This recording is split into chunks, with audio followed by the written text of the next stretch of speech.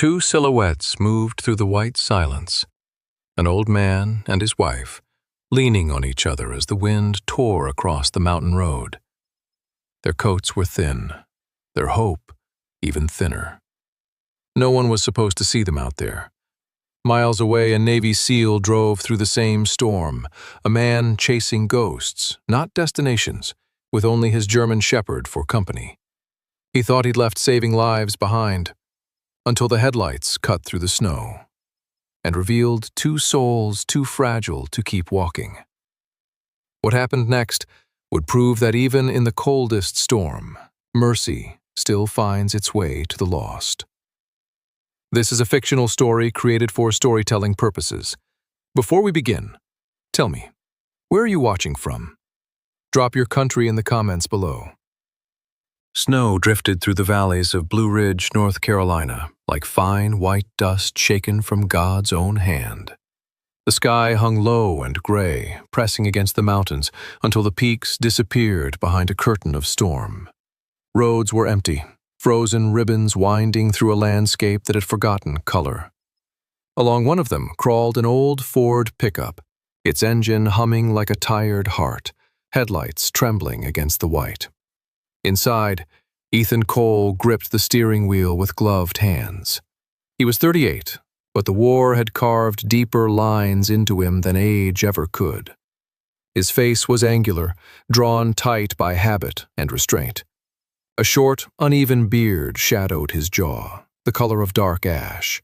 Streaks of gray cut through his black hair, damp from melted snow. His posture was soldier's straight, but his eyes, steel gray and distant, spoke of someone who had seen too much and learned not to expect mercy from the world. The truck's heater coughed weakly. The smell of cold metal and old leather filled the cab. In the passenger seat, Rex, a 4-year-old German shepherd, sat alert. His thick black and tan coat gleamed faintly under the dashlight. A small scar ran down his flank, a reminder from their years as a Navy SEAL team in the Middle East. The dog's amber eyes followed every flicker beyond the windshield. He was disciplined, loyal, and unshakably calm, the only living thing that seemed to tether Ethan to the present. Ethan wasn't driving toward anywhere. Since leaving the Navy, he had learned to keep moving simply to stay sane. When he stopped, memories found him. He thought about the mission that had ended everything. The explosion, the smoke, the loss of his teammate Marcus Reed, his closest friend. He could still hear Marcus's last words through the static of his failing radio. "If you make it out alive, Cole, save something. Don't let the world turn you cold." Ethan's jaw tightened. He had saved people on the battlefield, but not his friend, not his marriage, not himself. Since the war, life had become an endless winter, gray, hollow, without meaning. The wipers squealed across the glass, fighting against the blizzard. A weather warning crackled through the radio, visibility near zero, but Ethan turned it off. The silence that followed was almost comforting. Rex shifted beside him, letting out a low rumble.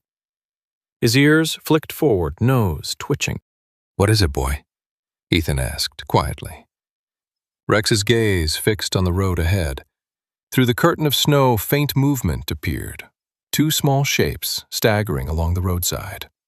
Ethan frowned, leaning forward. At first they seemed like shadows, but as the truck crept closer, the shapes took form. An elderly man and woman, walking arm in arm against the wind. The man moved stiffly, each step deliberate, his shoulders hunched beneath a thin gray overcoat far too light for the weather. His face, half hidden beneath a wool cap, was lined and wind-burned, the skin of someone who had worked outdoors all his life. He leaned heavily on a walking stick that sank deep into the snow with every step. The woman beside him was slighter, her silver-white hair escaping the hood of her coat, whipping against her face. Her posture spoke of quiet endurance, the kind of strength born from decades of caring for others, not herself. Her gloved hand clutched a small canvas bag, close to her chest, as if it carried something precious.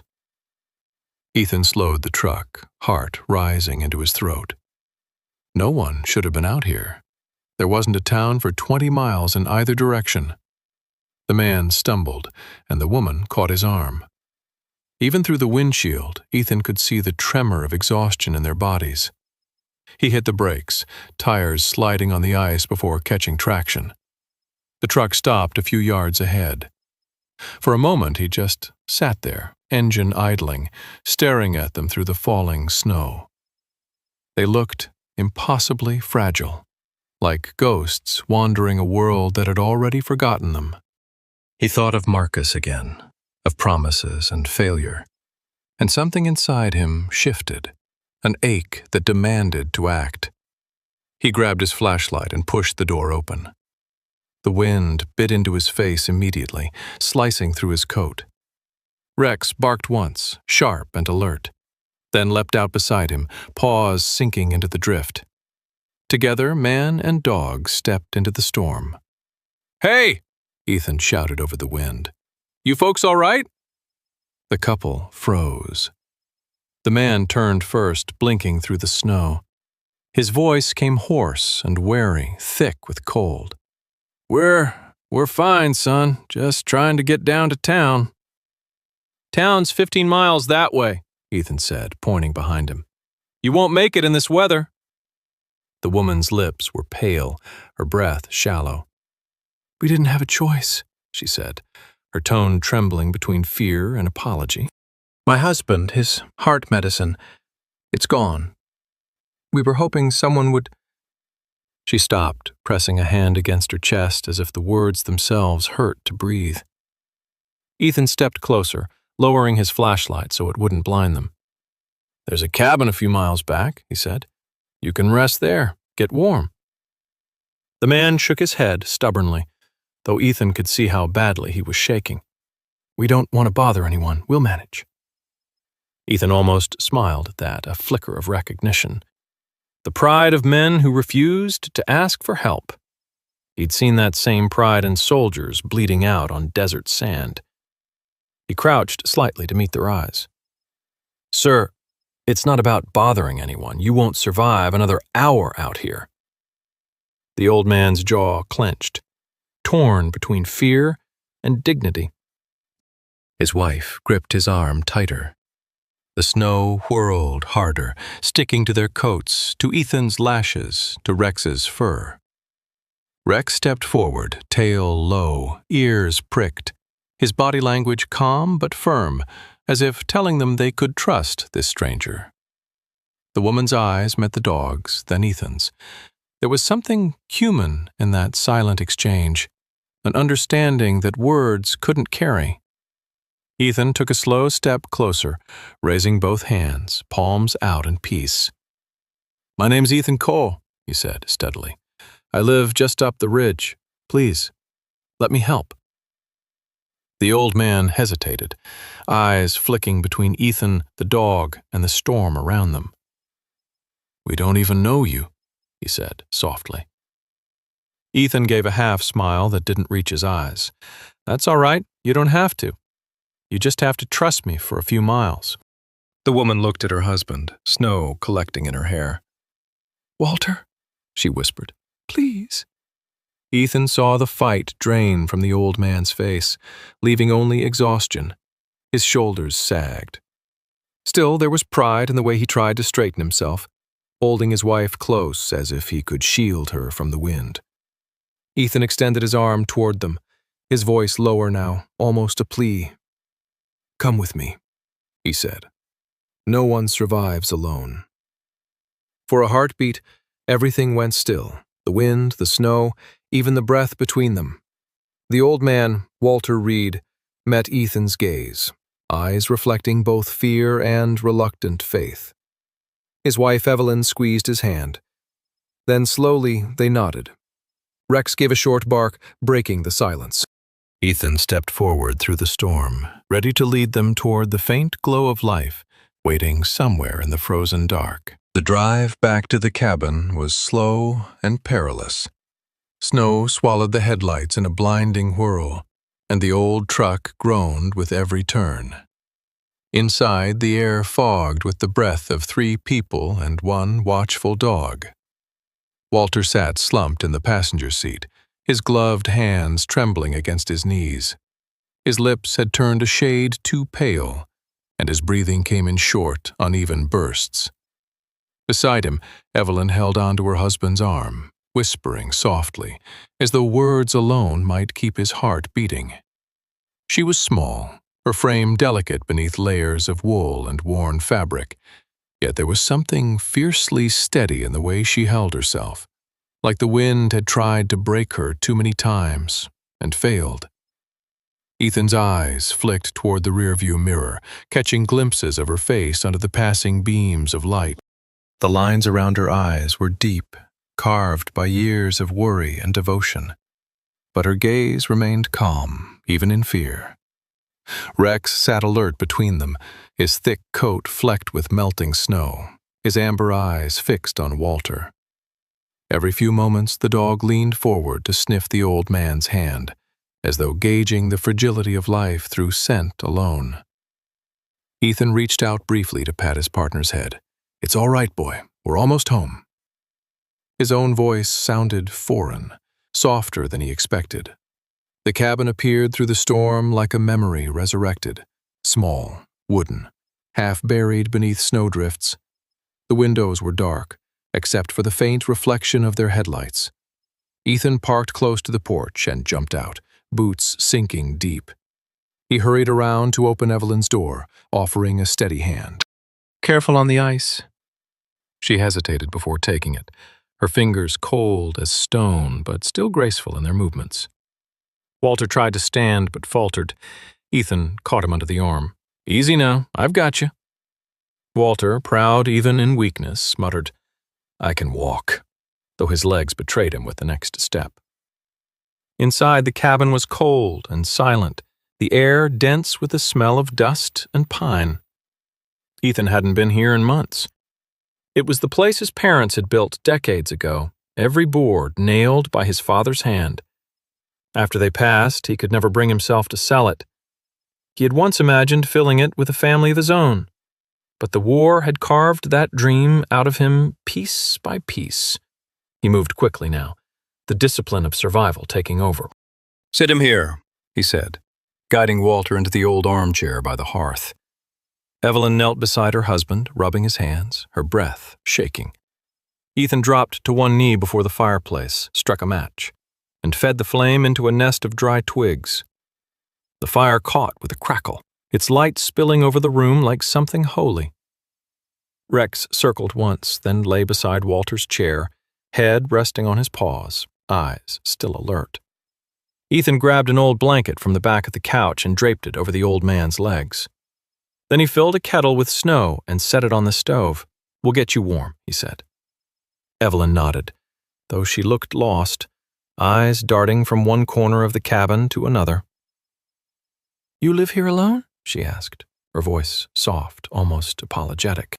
"Yeah," Ethan replied without turning. "Just me and him." He nodded toward Rex, who flicked an ear at the mention of his name. "My folks built this place, then empty for years till I came back." Walter opened his eyes, their pale blue irises clouded with fatigue. "You a soldier's son?" he asked, noticing the patches still sewn onto Ethan's coat. "Was," Ethan said simply. He didn't elaborate, and Walter didn't press. Men who had lived long enough recognized silence as its own kind of answer. Ethan stirred a pot of canned soup on the stove, the scent of chicken and herbs slowly pushing out the cold. Evelyn stood quietly behind him, rubbing warmth into her hands. Her wedding band caught the firelight. A thin gold circle worn down to a dull shine. "We didn't mean to cause trouble," she murmured. "We thought we could make it to town. Walter's medicine ran out 3 days ago. The phone line went dead after the storm." Ethan looked over his shoulder. "You shouldn't have been out there." She gave a faint smile, weary but kind. "We've been through worse storms, Mr. Cole. I thought we could handle one more." Her tone was calm, but her eyes betrayed a quiet fear, a fear she refused to let control her. Ethan saw it and felt something tighten in his chest. A recognition of courage born from love, not pride. He poured soup into 3 bowls, handed one to each of them, then sat on the edge of the hearth with his own. The warmth began to seep into the room, melting frost from the windows. Walter ate slowly, his hands still shaking. Evelyn watched him more than she ate, ready to steady the spoon if he faltered. Rex stayed near, occasionally lifting his head to watch the flames, ears twitching at every creak of the cabin. Ethan's gaze wandered to the mantel above the fireplace. A small wooden box sat there, one he hadn't opened since the funeral. He stood, drawn by some quiet impulse, and lifted the lid. Inside was his father's pocket watch, silver, slightly tarnished, the glass cracked across the face. It had stopped at 6:17. He thumbed the worn engraving on the back. To Robert, for time well spent. Robert Cole, his father, a man who believed that kindness was a kind of duty. Ethan turned the watch over in his hand, the ticking silence pressing against his thoughts. His father had carried it through storms, through poverty, through every trial of family and farm life. And now it sat still, like time itself had given up waiting for anything good. He slipped it into his pocket. Maybe it was foolish, but it felt like carrying a heartbeat that wasn't his own. Behind him, Evelyn spoke softly. "That was your father's?" He nodded. "Yeah, he used to say this thing kept him steady when he couldn't control anything else." She smiled faintly. "He sounds like a good man." "He was," Ethan said, voice barely above a whisper. "Better than I ever learned to be." The fire popped, sending sparks upward. Walter shifted in his chair, murmuring something in half-sleep. Evelyn leaned close, brushing a strand of white hair from his forehead. Ethan watched her for a long moment, the patience in her movements, the kind of love that endures because it has nowhere else to go. For reasons he couldn't explain, the sight made his chest ache. When she finally turned toward him, her face softened in the flickering light. "Thank you," she said simply. "You might have saved his life tonight." Ethan gave a small nod, unable to meet her gaze for long. Maybe he just reminded me what saving looks like. They fell quiet after that. The wind moaned against the walls, but inside the cabin there was warmth, the first true warmth Ethan had felt in years. He leaned back against the hearth, listening to the steady rhythm of the fire and Walter's breathing. The pocket watch in his coat felt heavier now, ticking again in his mind, though it hadn't moved in years. As the flames dimmed to a gentle glow, Evelyn reached over, touching Ethan's arm lightly.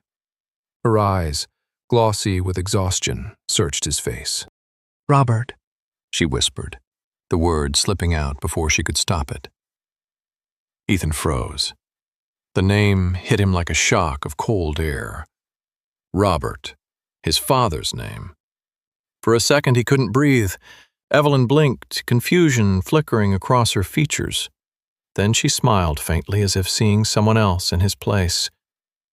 Her hand rested over his, trembling but warm. Ethan said nothing.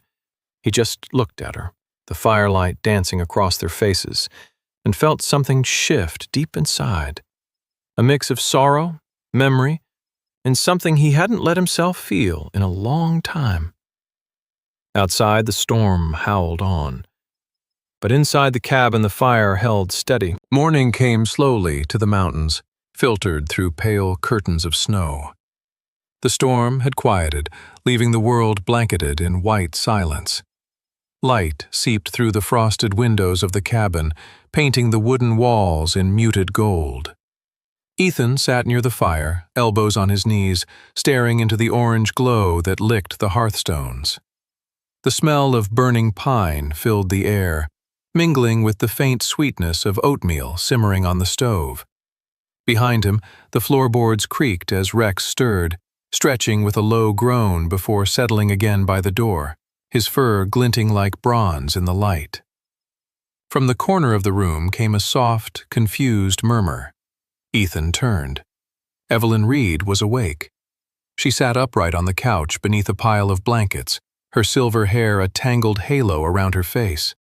For a long moment she looked around the cabin, with the wide-eyed stillness of someone trying to place herself in a dream.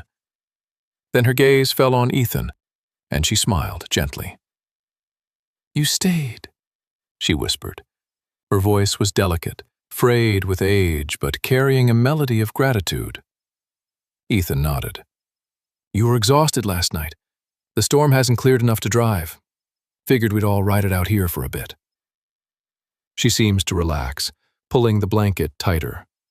But a flicker of confusion crossed her expression. "Did Robert make it home yet?" she asked softly.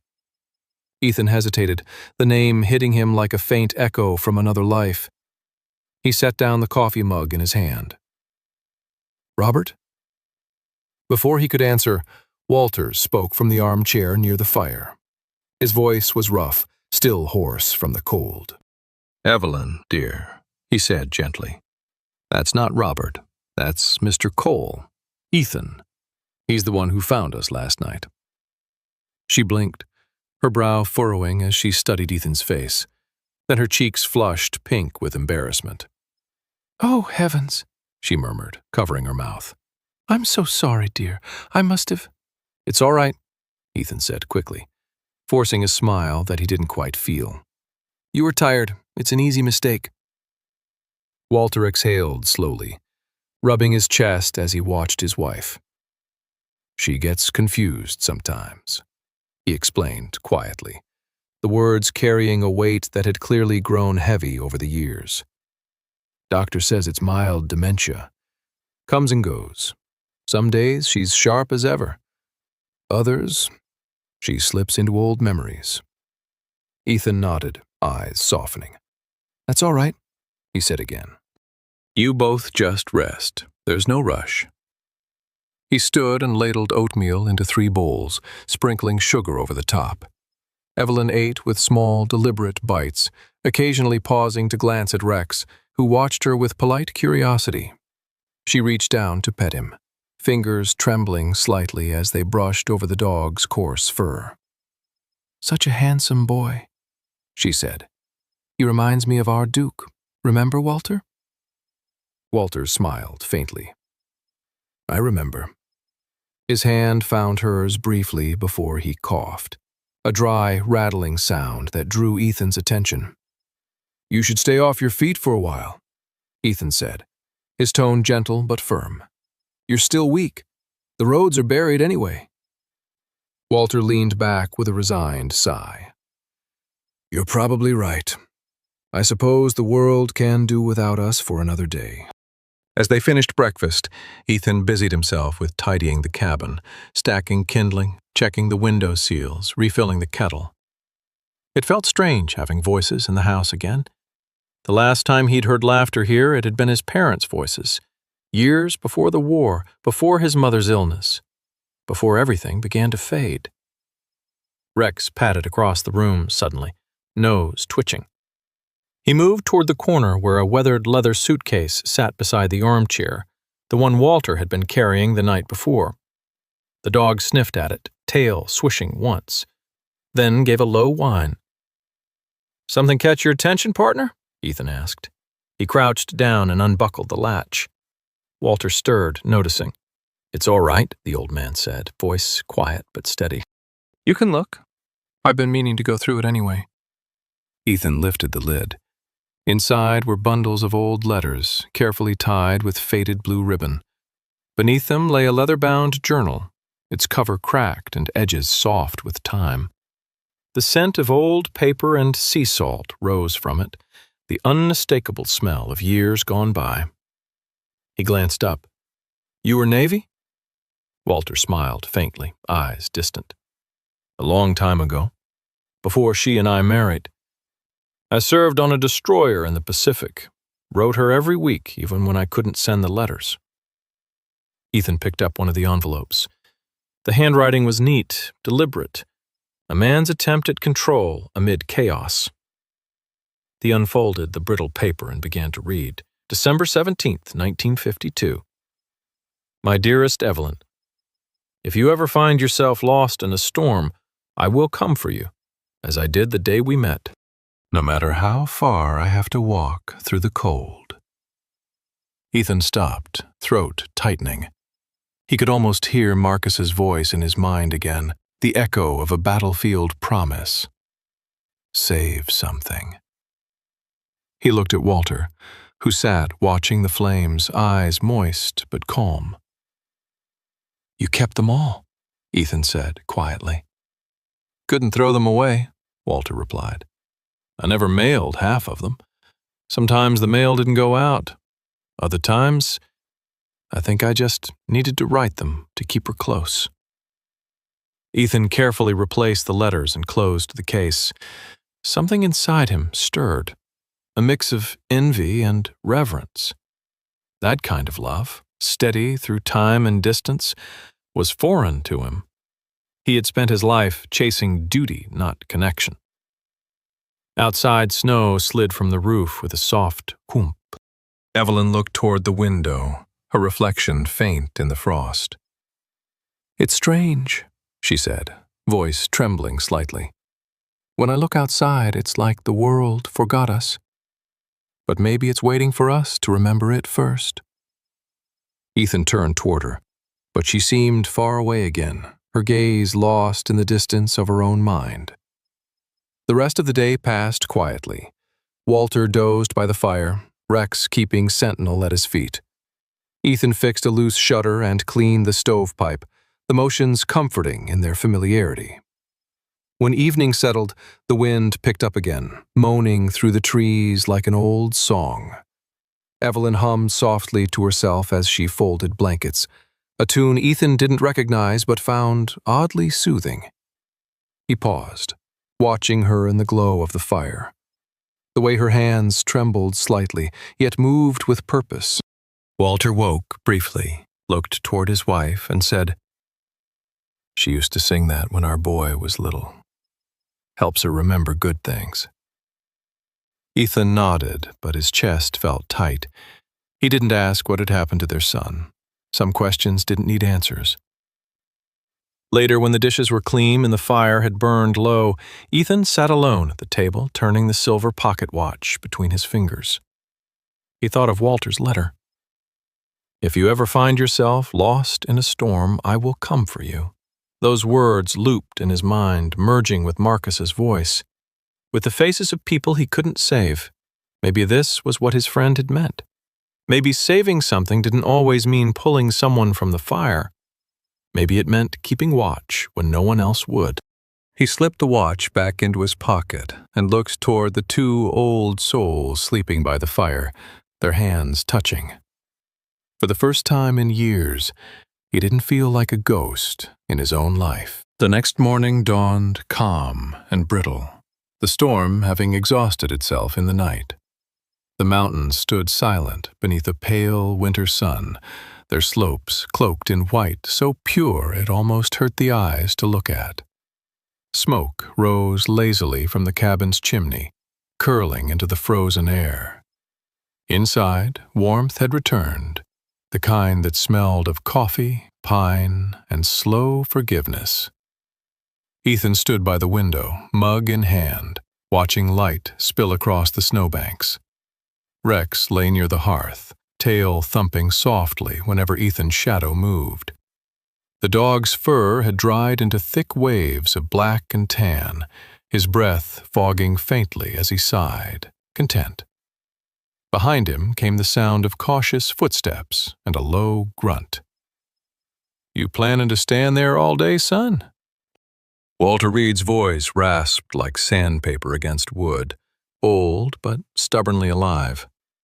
He was dressed in one of Ethan's spare flannel shirts, sleeves rolled up despite the cold, revealing wiry forearms that spoke of years spent working with tools, not machines. His frame was thin but solid, built from labor and willpower, the kind of man who refused to rust even when time tried to claim him. His gray hair stuck out in tufts beneath a wool cap, and a faint scar traced down the side of his jaw. A gift, he said, from a Korean winter that never ended. Ethan turned, half smiling. "You're supposed to be resting." Walter waved the words away. "Rest is for people who don't have roofs that leak." He nodded toward the ceiling where a dark patch of water had begun to stain the wooden planks. Figured I'd earn my keep before Evelyn realizes I've gone soft. Evelyn, sitting by the fire with a blanket over her lap, chuckled quietly. Her silver hair gleamed in the light, and her face carried the faint flush of renewed health. "You'll do no such thing until you finish your breakfast," she said gently, her voice still soft but firm in the way only lifelong partners manage. But Walter was already heading for the door. Ethan sighed, set down his mug, and followed. Outside, the air bit like glass. The sun was weak but steady, glinting on frost-covered branches. Together they climbed onto the porch roof, careful where the ice lingered. Ethan handed up nails and shingles, while Walter worked with a surety that surprised him. "You've done this before," Ethan said. Walter grinned, the lines around his eyes deepening. "Son, I've been fixing things longer than you've been breathing. Navy didn't teach me much about peace, but it sure as hell taught me about patching holes."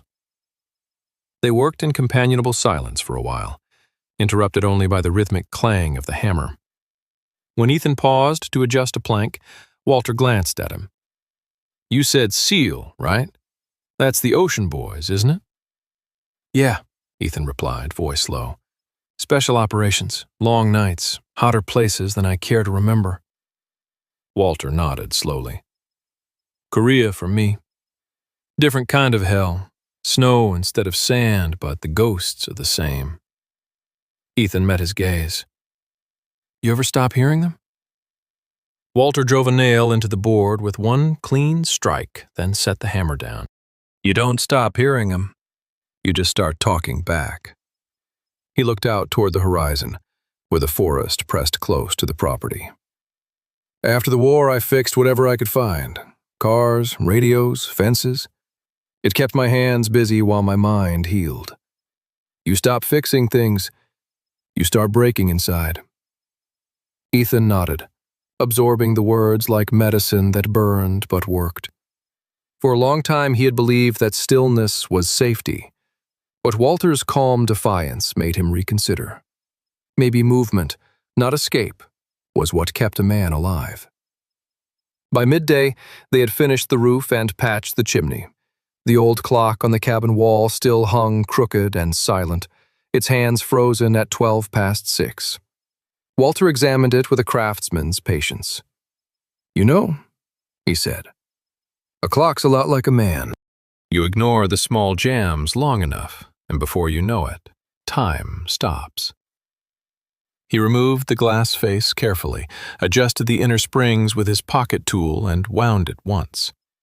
The faint click of gears returning to motion was almost inaudible, but it stirred something in Ethan's chest. Rex barked once from outside, breaking the quiet. Ethan glanced through the window and saw the dog trotting toward the tree line, nose to the ground. "Hang on," he muttered, pulling on his coat. "Looks like he's found something." Walter watched from the doorway as Ethan followed Rex into the woods. The path wound through pines heavy with snow, sunlight cutting through in shards. The dog moved with purpose, tail high, paws leaving clean prints behind him. They walked nearly half a mile before the trees opened into a small clearing. There, half collapsed under years of neglect, stood a wooden shed, its roof sagging, door half open, walls wrapped in moss and time. Ethan's breath caught. He remembered it from childhood stories, his father's rescue cabin, a place where he had once sheltered lost hikers and stranded hunters. Inside, faint traces of the past remained: an old wool blanket, a rusted lantern, a first aid box labeled Coal Rescue Service, 1979. Ethan brushed snow from the workbench and found a small wooden carving beneath it, a bird in flight, rough but full of motion. His father had loved to carve birds. "You old man," he whispered. "You were saving people before I ever learned to fight." Rex nosed at the corner of the bench and barked again. Ethan crouched beside him and noticed a small wooden plaque nailed to the wall. The carving was faded, but the words were still legible. "If you find this place, you're not lost. You're just found at the right time." He stood there for a long moment, the air still except for the sound of his breathing. It was as if his father's voice lingered in the wood, reminding him that compassion was a skill passed down, not learned alone. When he returned to the cabin, his coat was dusted with snow. His expression changed. Walter looked up from where he was oiling the clock's gears. "Find something?" Ethan nodded. "A cabin my father built. He used it to help people stranded out here. Guess I'm just carrying on." Walter smiled faintly, his eyes glinting with quiet approval. "That's the best kind of inheritance, son. The kind you can't spend, but you keep giving away." Ethan said nothing. He just stood there as the clock behind them gave a soft, trembling tick. Then another, and another. The sound spread through the cabin like a pulse, hesitant at first, then steady. Walter looked toward it, satisfied. "Well," he murmured, "seems like time decided to start moving again." Ethan met his eyes and smiled, the firelight catching in the lines of his face. "Yeah," he said softly. "Maybe it's about damn time." The snow had begun to fall again, quiet and patient, a slow ballet of white drifting past the window panes. Inside the cabin, the air smelled of pine sap and wood smoke. Ethan knelt by the fireplace, feeding small logs into the flames. The light painted his face in soft gold and shadow, tracing the edges of a man who had lived too many winters alone. His hands, rough and scarred, moved with the practiced rhythm of someone who had learned that fire was both warmth and prayer. Behind him, the rhythmic ticking of the newly repaired clock filled the room, the sound that reminded him that time, once broken, could still find its way forward. Walter sat at the table, polishing a brass compass with quiet focus. His large, weathered hands moved slowly, reverently. Every so often, he would glance toward Evelyn, who sat in the rocking chair by the window, her small figure wrapped in a knitted shawl the color of autumn leaves. Her face glowed softly in the firelight, the silver in her hair catching each flicker like strands of light. She was humming faintly, her voice low and thin but sweet, the kind of sound that made even the storm outside seem to slow and listen. Rex was stretched out near the hearth, chin resting on his paws, his eyes half closed but always alert.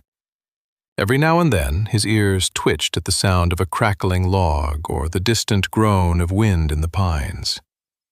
He was 6 now, his black and tan coat flecked with lighter shades near his muzzle, a mark of loyalty aged into dignity. To Ethan, he was not just a dog, he was an anchor, the only creature who had seen him through his darkest seasons and still looked at him as if he was whole. Ethan reached for another log, but his fingers brushed against something wedged deep within the ashes. He frowned and used the poker to nudge it free. A brittle edge of paper curled out from beneath the soot. Pulling it closer, he realized it was not one page, but several. Half-burned letters, blackened at the corners, edges crumbling like dry leaves. "What in the world?" he murmured. He set them gently on the hearthstone, brushing away the ash. The faint scent of old ink and smoke rose into the air. Walter looked up from the table. "You find something?" "Letters," Ethan said quietly. "Looks like someone tried to burn them a long time ago." Evelyn tilted her head, curiosity bright in her pale eyes. "From who?" Ethan carefully unfolded one of the less damaged pages. The handwriting was looping, graceful, unmistakably a woman's. The ink had faded to a ghostly brown, but the words were still legible. My dearest Robert, sometimes I watch the light fade through the trees and wonder if you notice it too, wherever you are. The house is quiet without you.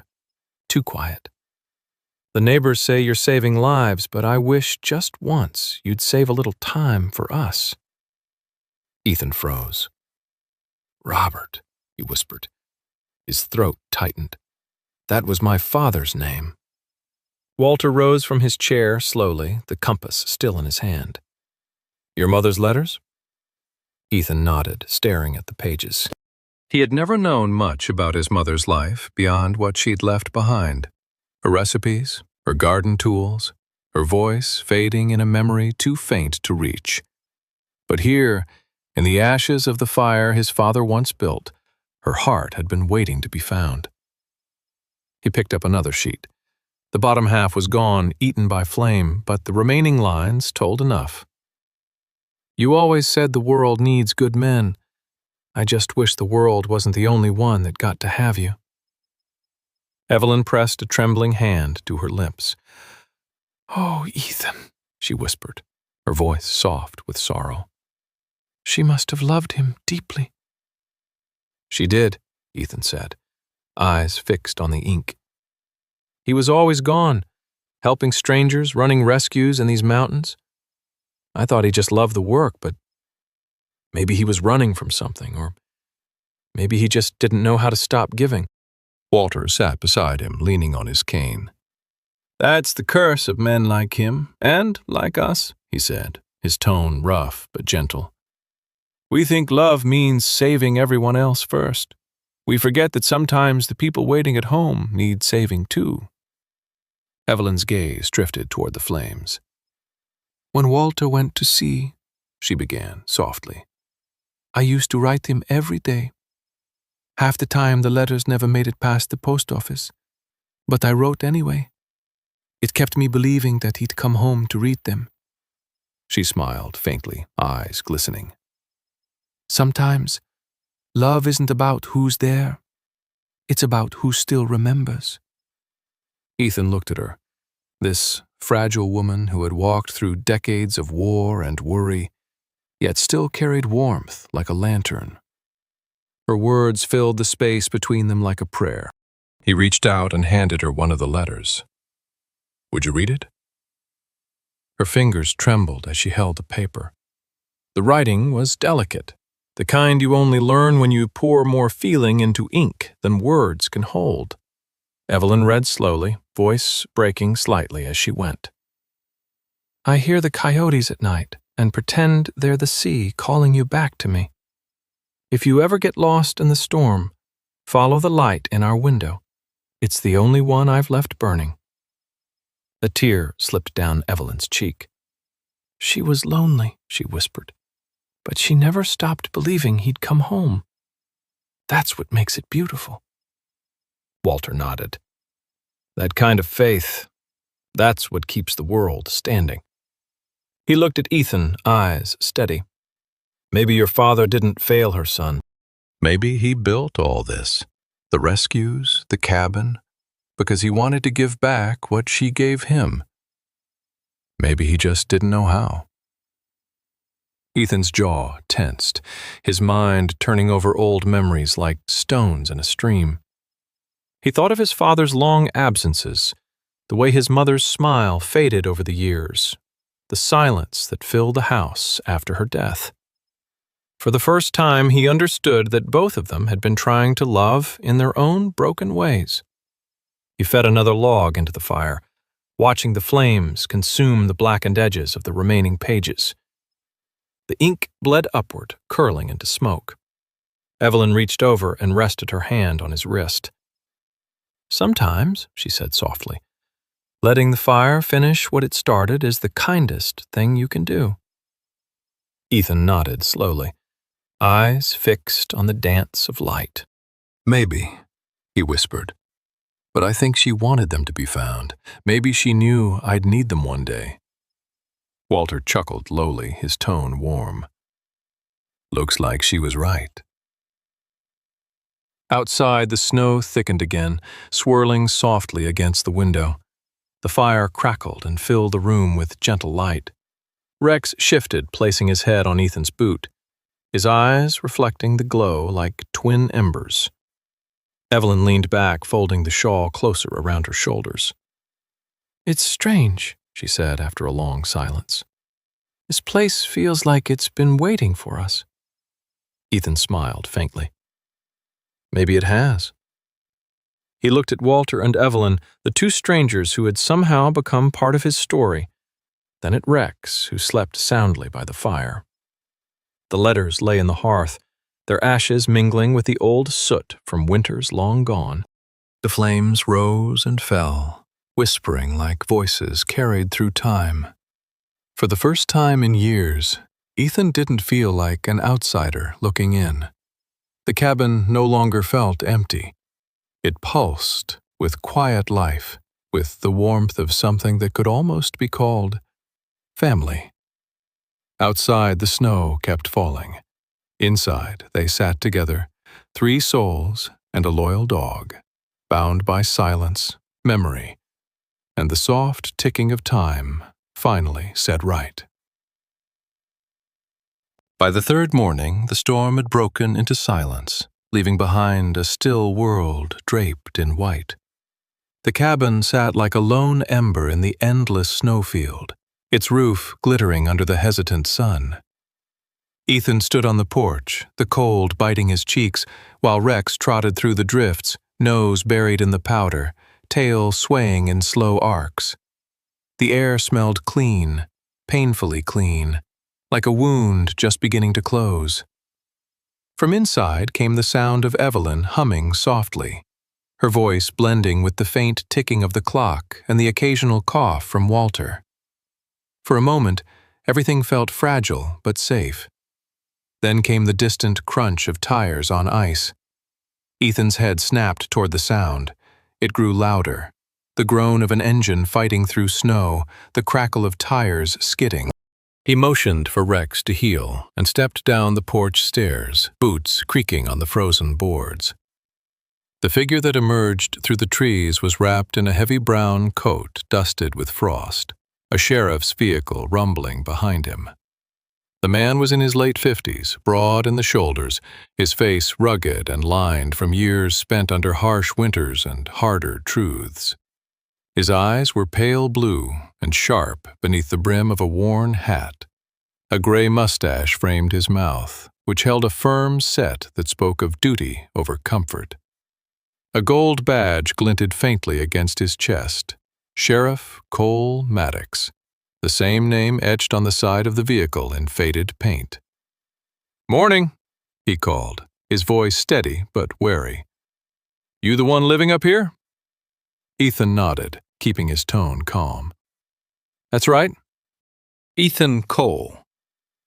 The sheriff squinted, scanning the cabin, then the older figures moving inside through the frosted windows. "You got 2 elderly folks with you?" "That's right," Ethan said.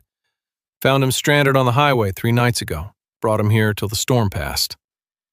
Maddox frowned, pulling off his gloves. "I've been looking for them. Their family down in Millbrook reported them missing. Said they left town before the blizzard hit. We were starting to fear the worst." Ethan exhaled, half relieved, half uneasy. "They're safe now. Walter and Evelyn Reed. He's been weak from the cold, but they're recovering." The sheriff approached the porch steps, boots cracking the ice. Rex watched him closely but didn't growl, only stood beside Ethan with ears pricked.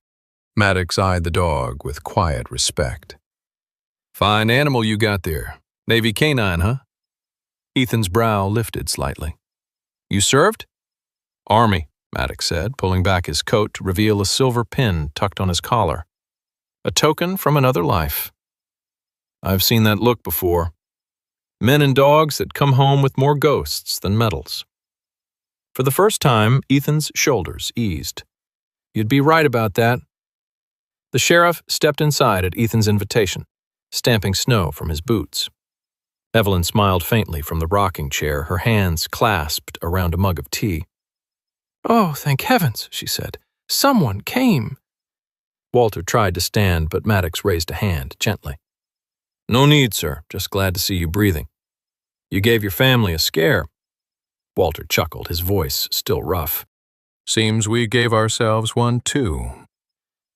As the sheriff warmed his hands by the fire, his expression softened. You did the right thing bringing them here, he said to Ethan. But the mountain road's gone. Landslide took out half the ridge last night. No getting down by car for a few days. Ethan frowned. Then how'd you make it up? Halfway by truck, the rest on foot, Maddox said with a small grin. You think a little snow's going to stop a Carolina boy? Ethan smirked despite himself. Guess not. Maddox sipped the coffee Evelyn offered him, nodding appreciatively. Their family's safe in Millbrook. I'll get word down the mountain soon as the radio's clear. For now, best thing you can do is keep everyone warm and fed. Walter leaned forward, eyes bright. You sure the road's that bad? Worse, Maddox said. Trees down, ice crust thick enough to break a man's leg, but give it a few days. We'll have a team come through. Ethan glanced at the window. Snow had begun to fall again, light but relentless. He felt the weight of isolation settle on him. But this time, it didn't feel like punishment. It felt like purpose. Later that afternoon, after the sheriff had stepped outside to check his vehicle's radio, Ethan and Rex decided to scout the ridge. The sky was low and bruised, clouds gathering again. They followed a slope behind the cabin that wound into the woods, the air filled with the crunch of snow underfoot, and the whisper of wind weaving through pines. Rex moved ahead, nose down, tail stiff with focus. The dog paused suddenly, giving a short bark and glancing back. Ethan followed his gaze. There, half buried under snow, a narrow trail curved along the side of the mountain. It was old, nearly swallowed by time, but unmistakable. He brushed the snow away from a wooden post marking the edge. Faded letters carved into it read, Cole Rescue Route, 1980. Ethan's chest tightened. His father again. This was the same path Robert Cole had used decades ago to reach stranded hikers, a forgotten route between the upper ridge and the valley below. He crouched, tracing the carved letters with his glove. You still saving people, old man? He whispered. Rex wagged his tail softly, as if in agreement. They followed the trail a few yards until the trees thinned, revealing a view of the valley below. A silver world of snow and smoke rising faintly from chimneys far away. The wind carried faint sounds, distant engines, voices. Civilization waiting just beyond reach. Ethan stood still for a long moment, the cold biting at his skin, and felt something quiet but certain bloom inside him. Maybe this was the reason he'd stayed behind in life when others hadn't. Maybe this, helping strangers, finding paths, was the legacy his father had left him to finish. When he returned, Maddox was leaning against his truck, radio crackling faintly on the hood. Found anything useful? The sheriff asked. Ethan nodded. A trail my father built years ago, leads straight to the valley. It's narrow, but if we clear it, people could use it again. Not just us, but anyone stuck up here in winter. Maddox raised an eyebrow, then smiled. Your old man sounds like one hell of a man. You take after him? Ethan looked toward the mountains, quiet for a beat. Trying to. The sheriff studied him, then reached into his coat pocket, pulling out a silver cross necklace dulled by years of wear. My wife used to say God puts us where we need to be, not where we want to be. You keep doing what you're doing, son. World could use a few more men like that. Ethan accepted the words with a silent nod. Maddox fastened his gloves again and stepped toward the cab of his truck. When this storm settles, I'll send word. We'll get a crew up here and maybe carve that trail open again. You hold tight till then. Ethan watched him climb into the vehicle, engine sputtering to life. The sheriff waved once before the truck disappeared into the white road, leaving only tire marks in the snow. Back inside, Walter had dozed off by the fire, Evelyn knitting quietly, her smile soft when Ethan entered. The fire crackled warmly, Rex curling up beside him, head resting against his boot. Ethan looked toward the flickering light and whispered, more to himself than to anyone, "If you want me to do good, Lord, then give me the strength." Outside, the snow fell like a blessing, steady, pure, and full of quiet promise. When the storm finally broke, it left behind a silence so pure it almost felt sacred. The mountains glistened under a pale blue sky, every branch and rooftop draped in glittering frost. The air was sharp, but it carried warmth in its stillness, the kind of peace that only comes after chaos. Ethan stood outside the cabin beside his weathered pickup truck, clearing the last of the snow off the windshield. The old machine looked battered, half buried in drifts, but like its owner, it had survived worse. Rex circled the truck, tail wagging slightly, breath puffing in steady clouds. His fur, black and tan with a gray streak down his muzzle, caught the morning light like a living ember against the snow. Behind Ethan, the cabin door creaked open.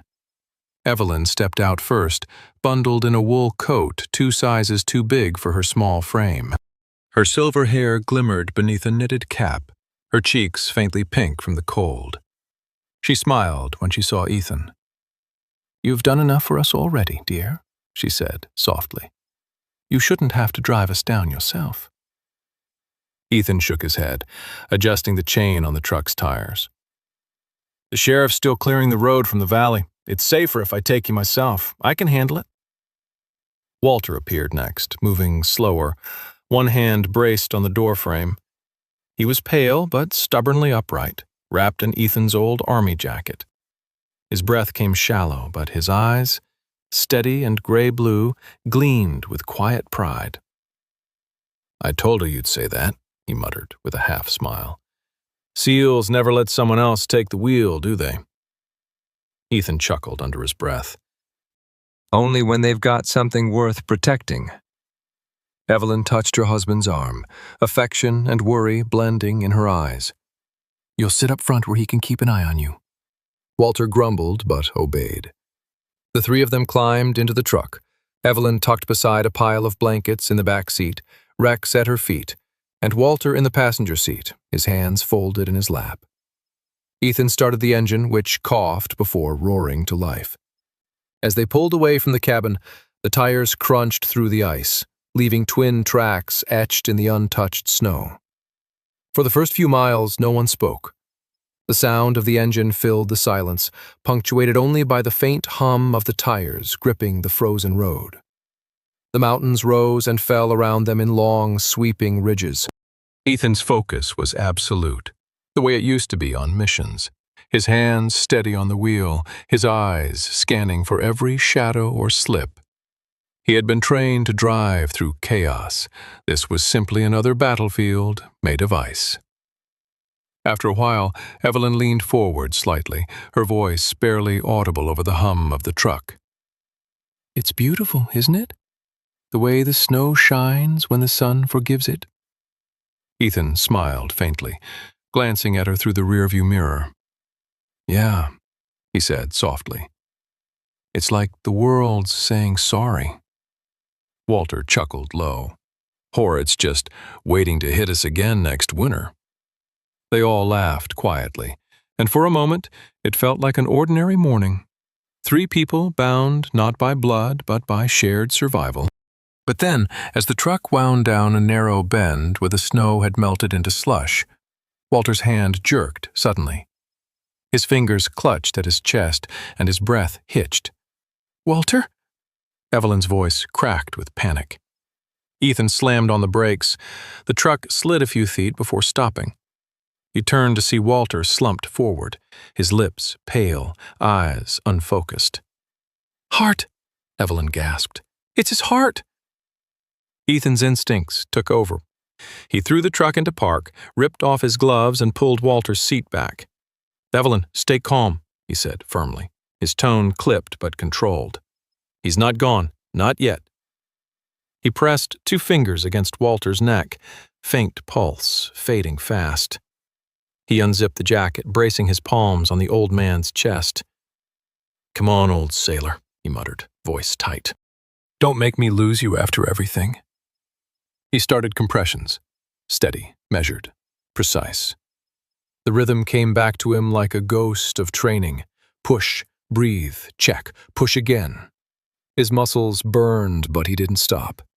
Evelyn clung to Walter's hand, tears streaming down her face. "Please," she whispered. "Please, Lord." After what felt like forever, Walter gasped. A weak, broken sound, but enough. His chest rose. Ethan drew back slightly, breath heaving, sweat cold on his forehead. "There you go," he murmured, voice trembling now. "Stay with us." Evelyn sobbed quietly, pressing her hand to her husband's cheek. Walter's eyes fluttered open, unfocused at first, then finding Ethan's face. His lips twitched in a faint smile. "Yes, you really are a seal," he rasped. "Didn't even let death sneak up on me." Ethan exhaled shakily, half laughing, half crying. "You're too stubborn to die in my truck, sir." They stayed parked for a while until Walter's breathing steadied. Ethan helped him recline the seat, wrapping his coat tighter around the frail body. Evelyn brushed back her husband's thinning hair, her tears softening into a tender smile. "He's all right," she said, as if reassuring herself. "He's all right now." When the worst had passed, Ethan started the truck again, hands trembling slightly on the wheel. The road stretched ahead, winding toward the valley below, sunlight glimmering through breaks in the trees. Evelyn leaned forward again, her voice quiet but steady. "Ethan," she said, "you've done more than we could ever repay." He shook his head, eyes still on the road. "You don't owe me anything." She smiled faintly, then looked toward her husband, sleeping now with his hand resting over his heart. "Yes, we do," she whispered. "When he was gone at sea, I used to pray that someone would find him if he ever got lost. Maybe God waited until now to answer that prayer." Ethan swallowed hard, his throat thick. He didn't trust his voice to answer, so he simply nodded. As the truck descended, the trees thinned, revealing the valley below, a patchwork of fields and roofs gleaming beneath the sun. Near the edge of town, flashing lights appeared through the haze. The sheriff's SUV parked near the old bridge. Sheriff Maddox stood beside it, arms folded, his thick coat rippling in the wind. Beside him was a young woman, maybe 20, with auburn hair and a scarf pulled tight around her face. Her eyes, blue and bright, filled with tears the moment she saw the truck approach. Ethan pulled over and opened the passenger door. Evelyn was already out before the wheels stopped turning, her movements unsteady but quick. The young woman ran to her, and Evelyn caught her in trembling arms. "My sweet girl," she cried. "My little Lily." Walter stirred, blinking groggily. Ethan helped him out of the seat. The old man looked pale but alive. Sheriff Maddox stepped forward, steadying him with a firm hand. "Good to see you upright, sir." Walter managed a faint smile, then turned to Ethan. "You've given me back more than my life, son," he said, voice low and raw. "You gave me faith again, in people, in this world." Ethan's throat tightened. "I just did what anyone should." Walter shook his head.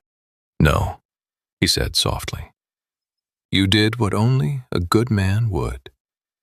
He clasped Ethan's hand, the gesture strong despite his trembling fingers. As the sheriff guided them toward the waiting ambulance, Evelyn turned back once more, eyes shining. "God sent you to us," she said. "Not to replace our son, but to remind us that kindness still lives in this world." Ethan stood there for a long time after they left. Rex sitting quietly beside him, snow melting on the brim of his cap. The town below buzzed faintly with life, and for the first time he felt the warmth of belonging, fragile, unexpected, and real. He looked up at the pale sky and whispered, "Thank you." The wind carried his words down the mountain, and somewhere in that quiet valley, church bells began to ring. By the time the last snow melted from the hills, Vermont had turned soft again, green, alive, forgiving. The rivers broke free of their ice, whispering through valleys that only months ago had been locked in white silence. Crocuses sprouted in clusters near the cabin porch, pushing through the thawing soil like tiny declarations that the world could begin again.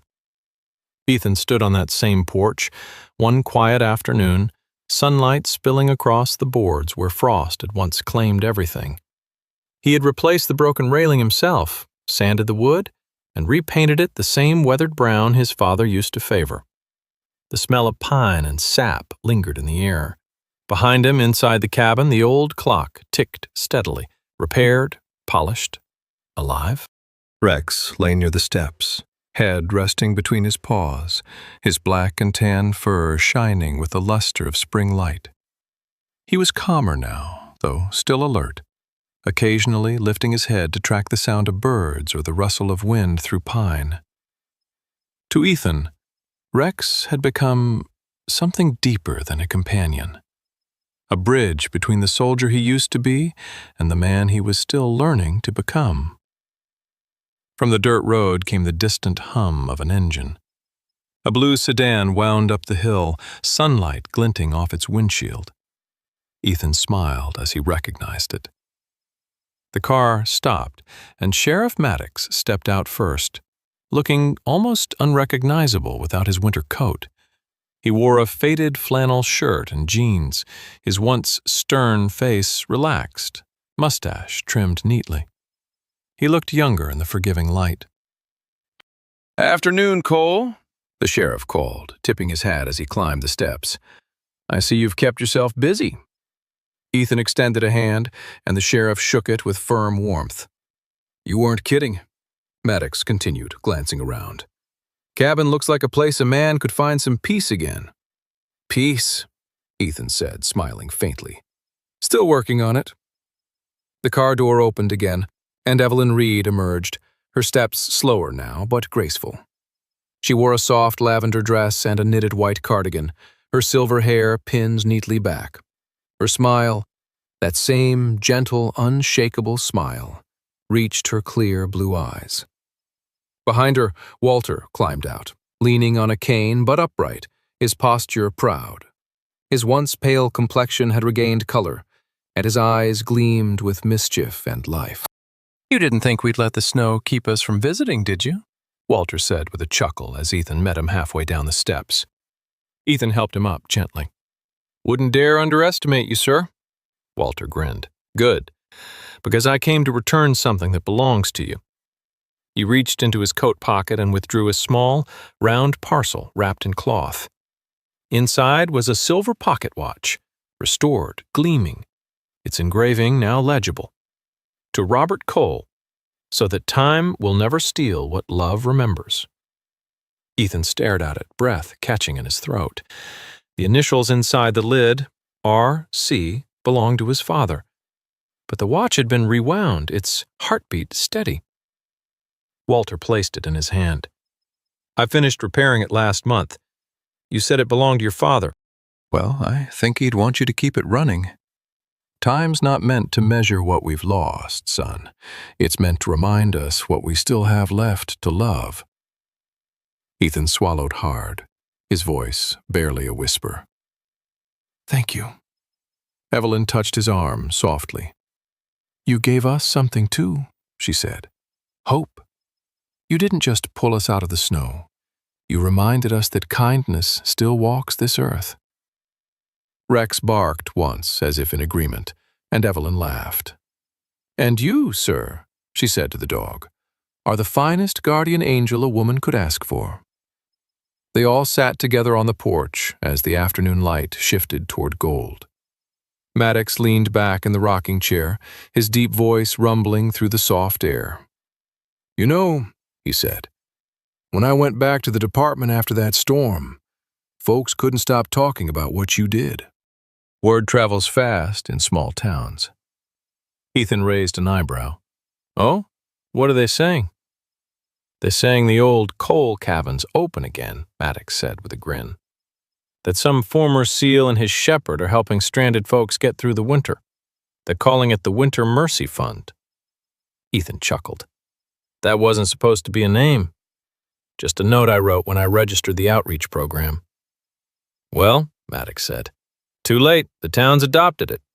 He patted Ethan's shoulder. "You've got volunteers already, folks you helped over the years. We'll set up a proper radio station here before next winter. I'll come on as an advisor, make sure we don't lose anyone else to the storms." Ethan looked out toward the ridge where snow still clung in the shadows. "It's not much," he said, "but it feels right. The cabin was meant to save people. It always was. My father started that work. Guess I'm just picking it up again." Walter nodded approvingly. "That's the thing about good men," he said. "They keep the fire going when others can't." For a long while, the group sat in contented quiet. The breeze carried the scent of wildflowers and melting pine. Evelyn reached over to rest her hand on Walter's, her eyes soft as she looked toward Ethan. "We prayed for angels that night in the storm," she said, "and God sent one, but not with wings. Just a man who knew when to stop and open his door." The sheriff smiled faintly. "If the good Lord works through people, I'd say he picked the right one." Ethan looked down at the watch in his hand. Its tick matched the rhythm of the clock inside, steady, unhurried, forgiving. He thought about how far he'd come from that night on the frozen road, how he'd been chasing ghosts, searching for meaning in silence, only to find grace in the act of saving others. He looked at Walter, Evelyn, and Maddox, at Rex sleeping beside the steps, and realized something profound. Maybe redemption wasn't about forgetting the past.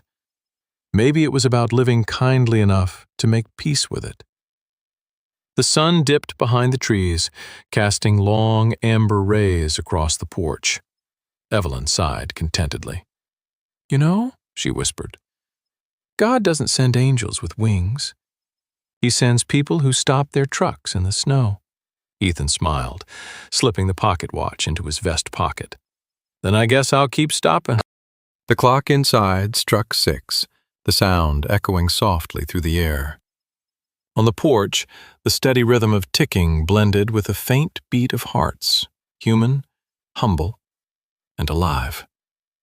And as twilight settled over the valley, the cabin of mercy glowed once more, not as a refuge from the cold, but as a testament to the warmth still left in the world. This story reminds us that miracles do not always look like lightning in the sky. Sometimes they look like an old truck stopping on an empty road, a tired soldier choosing compassion over silence, or a loyal dog standing beside someone who has almost forgotten how to hope. In everyday life, people pass by quiet suffering more often than they realize. A lonely neighbor, an aging parent, a stranger who looks strong but is barely holding on. These are the moments where faith becomes action.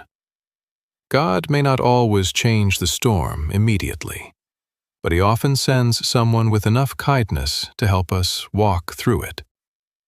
If this story touched your heart, please share it with someone who needs encouragement today.